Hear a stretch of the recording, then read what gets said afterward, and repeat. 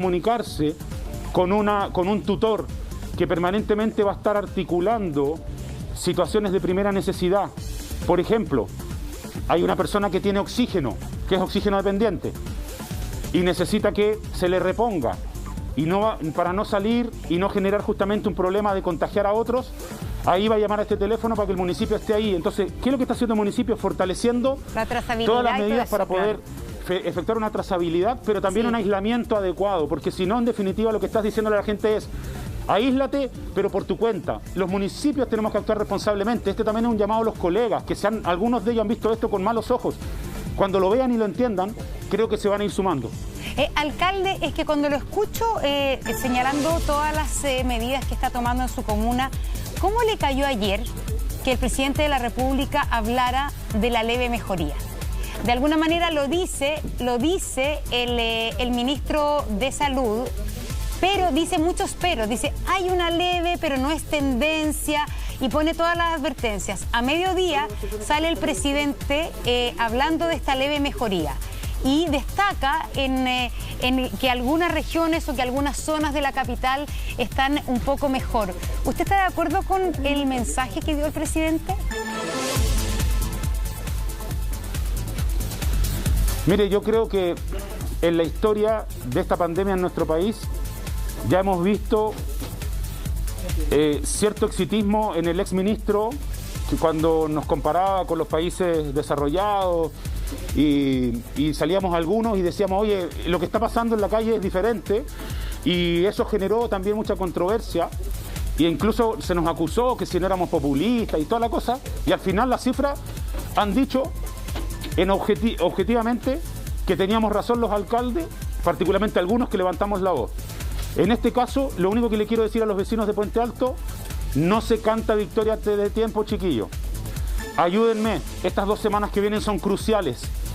Tenemos que profundizar las medidas de aislamiento, porque un 14% con relación a la masa que hay de gente contagiada es algo que la enfermedad se lo puede comer rapidito si no actuamos responsablemente. Así que ayúdenme, yo los estoy ayudando.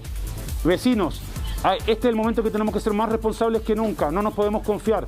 Entonces, el Sótero del Río Sepan ya está a su máxima capacidad. El municipio ya ha atendido 600 personas en los consultorios, con unidades de prehospitalización, con oxígeno, unidades de prehospitalización, con todos los dispositivos médicos 24/7. ¿Y eso por qué lo tuvimos que hacer? Vecinos, ¿por qué lo tuvimos que hacer? Porque el Sótero está a su máxima capacidad. ¿Usted cree que a alguno de nosotros nos gusta tener que estar atendiendo en los consultorios situaciones que se deben atender en el hospital? Por lo tanto, la situación es una situación muy peligrosa, muy compleja. Para resumir el tiro, entonces, para resumir, súmense a este delivery, no salgan a la calle. Pero una cosa yo le pregunté, para resumir, ¿usted cree que es un equívoco hablar de leve mejoría? ¿Es contraproducente? Yo creo que la autoridad sanitaria tendrá también, y poniéndome en los zapatos de ellos, que mostrar esperanza y que la gente entienda que si nos ordenamos podemos tener efectos positivos. Creo leer eso detrás de lo que dice el ministro París y lo que dijo el presidente.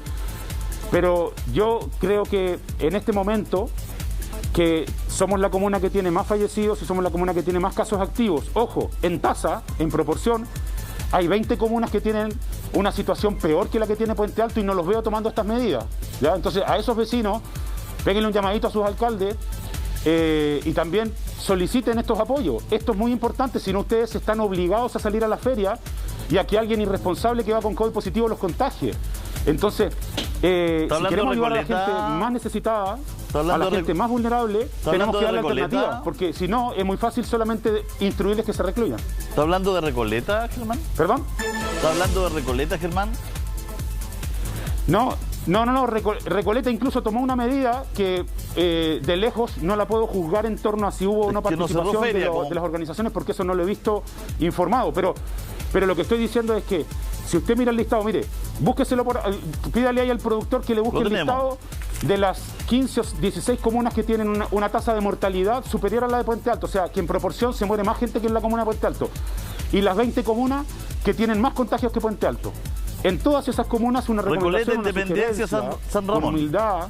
Las 3 primeras, Recoleta, Independencia, San Ramón. Le tiro la cifra al tiro, le paso el dato al tiro.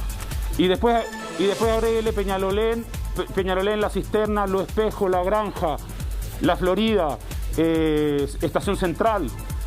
Estas comunas están hoy día en una situación que es tremendamente angustiante y compleja. Entonces, he visto a algunos alcaldes criticar esta medida. Creo que lo más importante es entender que esa persona de escasos recursos que necesita productos a bajos precios necesita que el municipio sea bisagra hoy día. Porque si tú confinas, obligas al vecino a tener que ir a una aglomeración a comprar, lo que le estás diciendo es, porque tú eres pobre, no vas a tener alternativa y tienes que ir a contagiarte. Lo que nosotros estamos haciendo en Puente Alto es decirle al revés. Como sé que tienes una vulnerabilidad y una pobreza, aquí está el municipio para darte una mano en este momento tan complejo. Eso es lo que estamos haciendo. Sí, ¿sabes qué? Queríamos pasarle a este tema que es bien relevante, alcalde. Vamos a ver una portada acá porque diferentes alcaldes, ¿no es cierto?, envían una carta al presidente de la República para que promulgue ley de servicios básicos. Esta ley que dice en su letra, ¿no es cierto?, que no le corten el suministro a la gente que no pueda pagar en este tiempo. ¿Qué le parece a usted?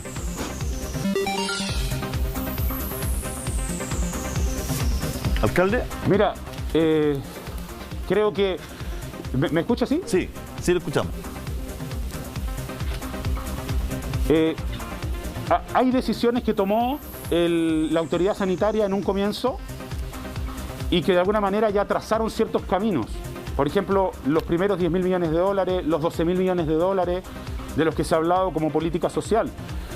Entonces, entiendo que ahí están puestos los recursos. Me cuesta creer que hoy día el Estado tenga la capacidad de decirle a la gente, nosotros le vamos a pagar, ¿ya? Tal vez se podría focalizar. Mire, yo buscaría una bisagra también, buscaría un punto de inflexión. ¿Cuál sería el punto de inflexión? Tal vez a la gente que tiene COVID positivo, a esa gente que esto le está pegando y que no tiene cómo agenciarse o poder estar desarrollando alguna actividad adicional como para generar ingresos. Alcalde, es que el proyecto de me ley no es gusta que la gente idea, no pague, que se corra pero el me pago. cuesta creer, porque si no caemos... Me gusta, pero creo que es muy difícil que hoy día, como están las cosas, se vaya a determinar algo así. Entonces no quiero generarle falsas expectativas a los vecinos.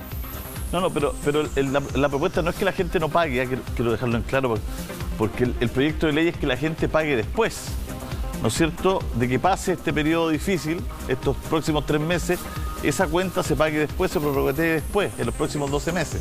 No, y lo importante es el proyecto, digamos. Es el proyecto, pero lo importante es que si una persona debe 1 mes, 2 meses, 3 meses o 4 meses, no le corten el suministro. Ahí va dirigida justamente. Lo importante es que las personas no se queden sin el suministro básico, entre los cuales además está Internet. Donde Internet hoy día hay un montón de personas que sí le han cortado Internet cuando está siendo fundamental para que los chicos y estudiantes puedan estudiar. Entonces ahí apunta también, alcalde, a que no esto sea por ley la prohibición de cortar servicios básicos. Es que, ¿sabes? Mira, tenemos que pensar en el corto plazo ahora ya la urgencia, pero también tenemos que pensar en el mediano plazo. ¿Cuál es mi miedo? Que se diga, mira, se chutea para adelante, pero resulta que, claro, se levantan las cuarentenas en 2 meses más y la gente puede seguir sin pega y que ahí le caiga la guillotina, ¿me entiendes? Entonces, creo que tiene que haber una forma de abordar esto en que la gente, si tú le vas a dar el subsidio para pagar esas cuentas básicas, tiene que ser ahora. Ojalá, oye, yo lo dije el otro día en un medio también. Por ejemplo, lo que creo que se debiera intervenir al tiro es que no puede ser que te cobren sobreconsumo eléctrico cuando tú estás confinado en tu casa por obligación. Porque el sobreconsumo eléctrico se supone que busca bajar la demanda eléctrica en un periodo en que aumenta, ¿ya? Pero en este caso, la demanda se transforma en algo completamente inelástico. Es decir, aunque tú cambies precio, no vas a cambiar demanda, porque la persona está obligada a estar en la casa. Claro, alcalde, eso lo saben los economistas, eso lo sabe la empresa eléctrica y lo sabe el gobierno. Entonces, en esas cosas sí creo que hay que actuar, pero inmediatamente. Claro. Es que parece bien absurdo, alcalde, que corra el riesgo una persona en una pandemia, en una emergencia sanitaria, que le corten el agua por no poder pagarla.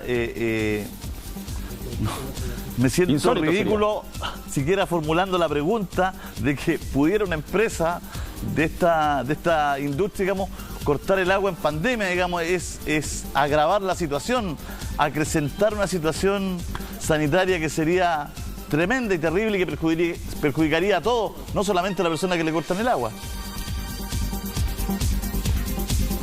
Yo creo que sería inaceptable y de hecho creo que de alguna manera, si hay algo que debemos construir como todos los chilenos, es que de alguna forma todos llevemos en algo la carga, el peso, el sufrimiento de lo que estamos viviendo. Entonces esa gran empresa que tiene espaldas debiera tener ciertas flexibilidades hoy día. Igual he visto algunas señales, ¿ya? Vi algo con relación a que algunas habían determinado el 40% más vulnerable y estaban generando unas políticas con relación a eso. Pero claro, debiera ser más extendido, producto también de que las medidas de cuarentena se han extendido en el territorio, y esto es algo que ya está afectando no solo a la gente del 40% más vulnerable. Hoy día tú tienes gente que puede vivir en una casa que se ve bonita y decente, así que tú dices, oye, aquí hay muchas lucas, pero hoy día no tienen cómo pagar el dividendo, hoy día no tienen cómo pagar la cuota del consumo básico, porque incluso a veces quedan fuera de los beneficios, sí, pero, alcalde, porque figuran en los últimos 12 meses con buenos ingresos. Lo que pasa es que quizás a usted le complica porque todos los argumentos que está diciendo, de alguna manera avalan, justamente sus argumentos avalan la idea de que a la gente no se le corte el suministro básico. Entonces está una ley que tiene un montón de polémica por lo constitucional, pero ¿no será que quizás por usted ser un alcalde de gobierno hoy día no puede o no se siente con la libertad o no se siente cómodo justamente de ir en contra del gobierno en relación a esta ley? Oiga, Monse, pero ¿cuántas veces he ido en contra del gobierno si lo que yo defiendo es lo justo? Me da lo mismo este gobierno si era el gobierno de la presidenta Bachelet. El tema es otro. El tema tiene que ver con que yo estoy de acuerdo con usted. No se puede cortar en este momento. Lo que le estoy diciendo es, tampoco es hacerle un favor a la gente, decirle que el próximo mes va a tener que pagar todo lo acumulado, porque resulta que la reactivación económica, incluso ayer estábamos en una reunión con el rector de la Católica, con otros alcaldes y Rodrigo Valdés, economista, y nos mostraba un gráfico que muestra que de aquí al 2024, cuando lleguemos al 2024, la pobreza, ¿ya?, va a ser un 8% mayor a lo que debió haber sido, ¿ya?, si no hubiéramos llegado, si no estuviéramos en periodo de pandemia. ¿Qué significa eso? 2024, que la salida de esto va a ser lenta. Entonces, mi único tema es, si lo vamos a solucionar, solucionémoslo de una vez por todas.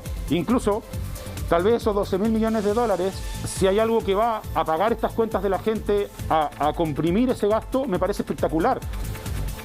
Es que yo no tengo problema, Monse, en enfrentar a quien tenga que enfrentar. Yo defiendo a la comuna y defiendo lo que considero justo, y si algún día me equivoco lo reconoceré con humildad.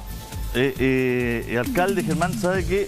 Yo creo que usted en la mitad de la conversación tocó un punto que es súper relevante. Vamos a integrar a nuestro panel virtual. Tenemos más invitados, por supuesto, junto al alcalde de Puente Alto, que gentilmente está conversando con nosotros hasta ahora de la mañana. Tenemos de invitados al diputado Guillermo Ramírez, el diputado de la UDI. Tenemos al diputado Pablo Vidal también con nosotros. Tenemos al diputado Gonzalo Winter. También tenemos al senador Chaguán con nosotros. Ahí está, senador de Renovación Nacional. Y seguimos conversando con el alcalde Codina.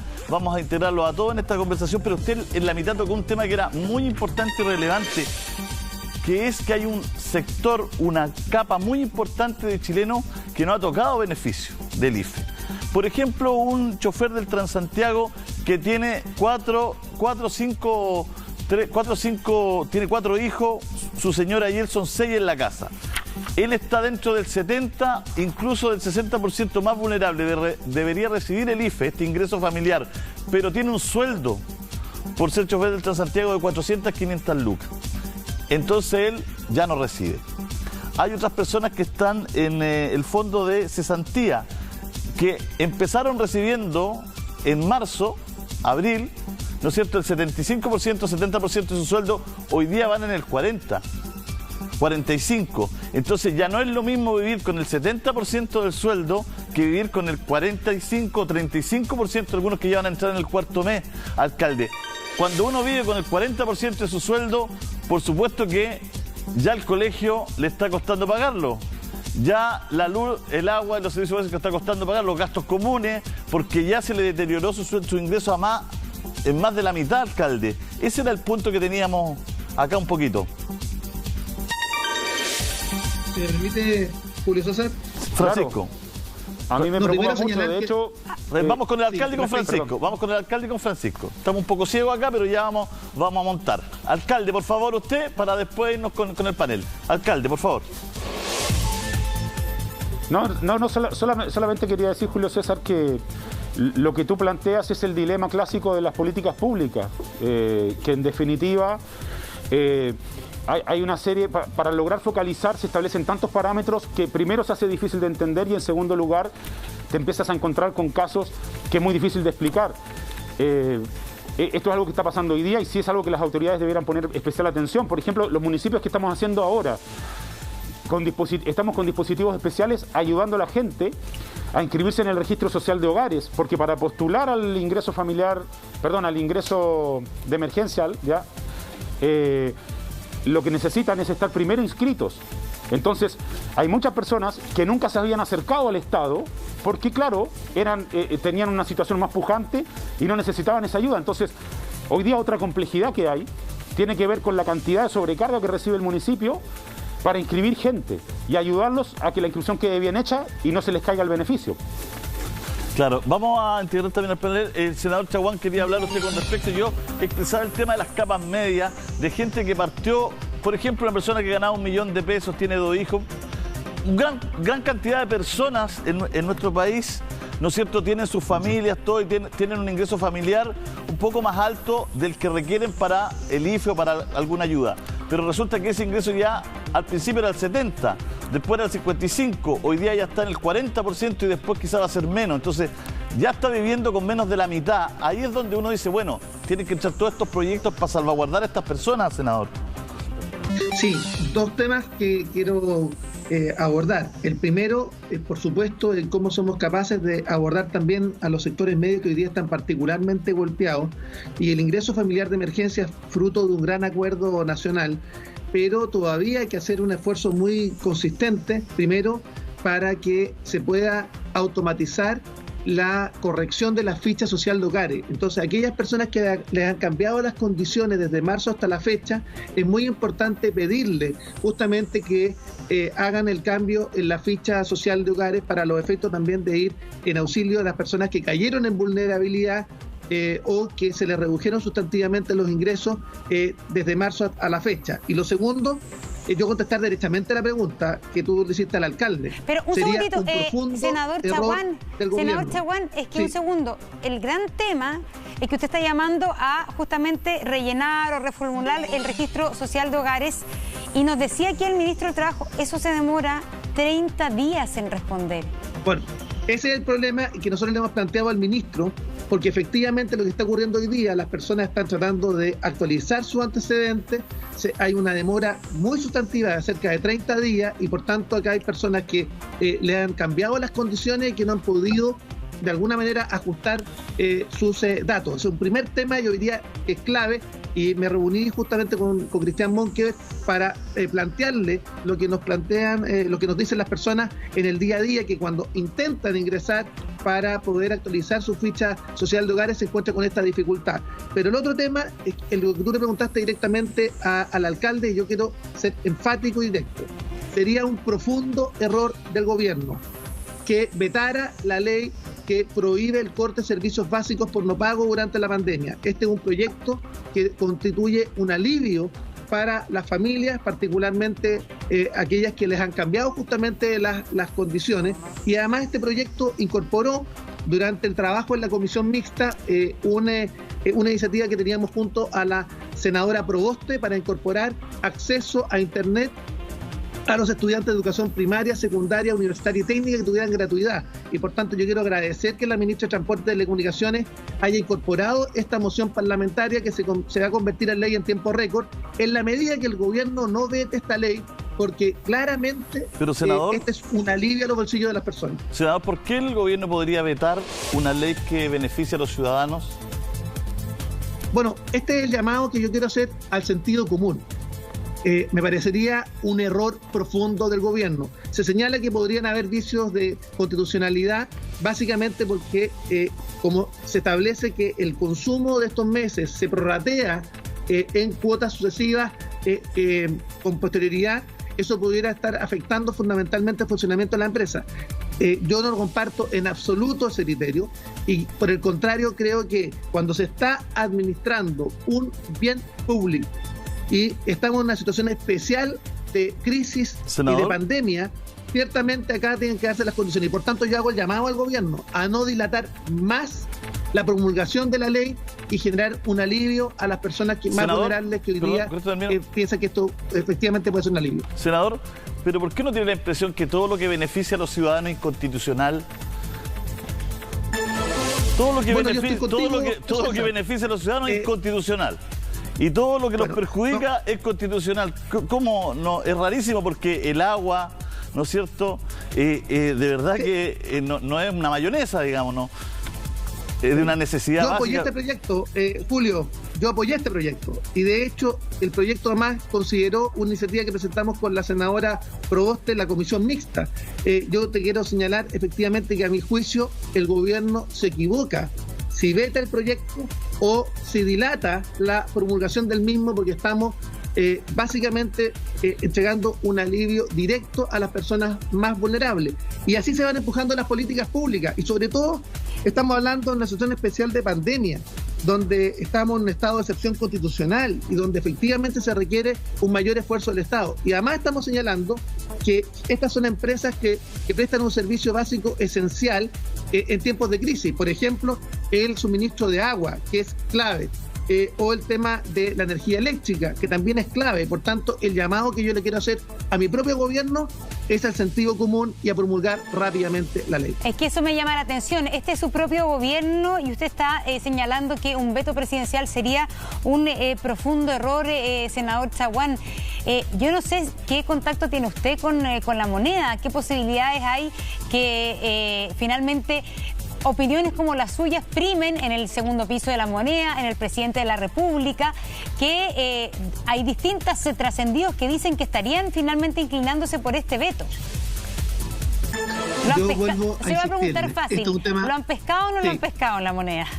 No, si no han pescado, si estamos haciendo fuerza, porque yo creo que acá es muy importante, es muy relevante, y Codina sabe que estas peleas las damos y no son fáciles, pero tal como ahora en 15 minutos más se va a dar a conocer una política pública que también me tocó empujar, que era el descuento de tarifa para adulto mayor en todo el transporte público en Chile, que me tocó negociar como presidente de la Comisión de Transporte y Telecomunicaciones para la ley de presupuesto. También se nos dijo en su oportunidad que iba a ser una piedra en el zapato y logramos sacarla. Y ahora yo espero que el sentido común y las argumentaciones que hemos dado, no solamente nosotros, también los parlamentarios de la oposición, efectivamente nos permitan que esta ley se promulgue en el más breve plazo y lleve un alivio a muchas familias chilenas. Un segundito, le vamos a dar la palabra al diputado Ramírez. ¿Está de acuerdo con el senador Chaguán o no? ¿Usted está de acuerdo que sería un profundo error si el gobierno dilatara o vetara esta ley? A ver, buenos días primero, muchas gracias por la invitación. Mira, Montserrat, lo que pasa es lo siguiente, acá nosotros tenemos que hacer una distinción. Yo estoy de acuerdo, yo creo que no puede haber nadie que esté en desacuerdo a que a uno no le pueden cortar el agua, uno le pueden cortar la luz por el hecho de no pagar una cuenta. Hoy día es como alguien decía en el panel, estamos todos encerrados en la casa, estamos consumiendo más agua, estamos consumiendo más luz, es previsible que las cuentas suban, no sería humano permitir que se hicieran cortes de suministros básicos. En eso estamos todos de acuerdo. El gobierno, durante la tramitación de esta ley, conversó con las compañías de agua, compañías de gas, compañías de luz, para llegar a un acuerdo y que no cortaran el suministro. Y ese acuerdo está plenamente vigente y hasta donde yo sé a nadie le han cortado el agua en Chile por el hecho de no haber pagado la cuenta. Eso es algo bueno. Esta ley tiene un pequeño problema, Montserrat, que es que es muy santiagocéntrica o muy urbecéntrica. Se preocupa mucho o ve el problema desde la mirada de una gran ciudad. Porque claro, acá el internet que yo uso o que cualquiera de los que están en el panel usa son empresas grandes que tienen espaldas para soportar el hecho de que no se les pague la cuenta. Pero hay lugares en Chile, muchos, yo tengo un listado de por lo menos 30 empresas chiquititas que proveen de internet en lugares donde nadie más llega. Por ejemplo, en Salamanca, en la 4ª región, hay una empresa de internet que se llama ApplyNet, que si no se le paga la cuenta, quiebra. Entonces, si quiebra, se queda gente sin pega y se quedan todos sin internet. Entonces, la fórmula para poder ayudar a las personas de Salamanca no es esta ley, sino que es quizás dándole un subsidio especial a las personas de Salamanca, o que el Estado apoye a la empresa que provee de internet en Salamanca. Y esto que estoy diciendo es para todo Chile. Ahí está lleno de empresas chiquititas. De hecho, la ley al principio estaba mal hecha y los mismos parlamentarios la arreglamos con el tema de los APR, del agua potable rural. Habían muchos proveedores de agua potable chiquititos que iban a quebrar. Entonces nosotros hicimos excepciones con los APR. Entonces la ley se mejoró mucho en su tramitación, pero quedó con pifia. Entonces el gobierno sabe que si promulga la ley, pueden haber pequeñas compañías, no grandes compañías, que proveen a pequeñas localidades donde nadie más llega, que van a quebrar y vamos a terminar perjudicando a muchos chilenos. Entonces, ¿qué es lo sensato de hacer?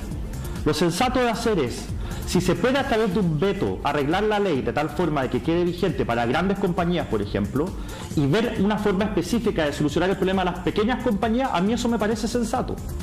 Ahora, claro, si el veto va a ser para que aquí a la gente se le empiezan a cortar los suministros básicos si no pagan, yo no estoy de acuerdo y nadie está de acuerdo y el gobierno tampoco quiere eso. Entonces aquí no hay que tener caricaturas, tenemos que tratar de llegar a una solución que no solamente suene bien, que la oposición es maestra en eso, sino que además no genere este tipo de problemas que son graves. Diputado porque Ramírez, finalmente, diputado Ramírez, porque la persona de Salamanca tiene el mismo derecho que la persona de Las Condes a tener internet. Diputado Ramírez, y no se le puede agregar a la ley y en todas las comunas donde haya menos de 1.000 o 2.000 suscritos por empresa, habrá una ley, habrá un tratamiento especial y listo.